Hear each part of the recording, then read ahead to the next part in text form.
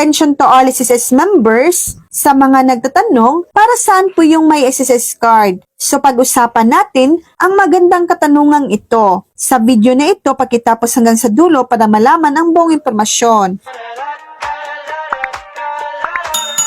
Ang may SSS card ay isang ID card na ibinibigay sa mga rehistradong miyembro ng SSS na may My.SSS account. Ito ay nagpapatunay na ikaw ay miyembro ng SSS at nagbibigay ng access sa iba't ibang online services ng SSS. Mga gamit ng may SSS card, una, identification, nagpapatunay na ikaw ay miyembro ng SSS. Pangalawa, online access, ginagamit para ma-access ang iyong may SSS account online. Pangatlo, transactions, maaring gamitin sa iba't ibang SSS transactions tulad ng pag-apply ng loan, pag-check ng iyong contributions at iba pa. Pang-apat, maaring magamit sa iba pang SSS programs at services sa hinaharap. Paano naman kumuha ng may SSS card? Una, mag-register sa may SSS account. Kung wala ka pang may SSS account, mag-register sa SSS website. Pangalawa,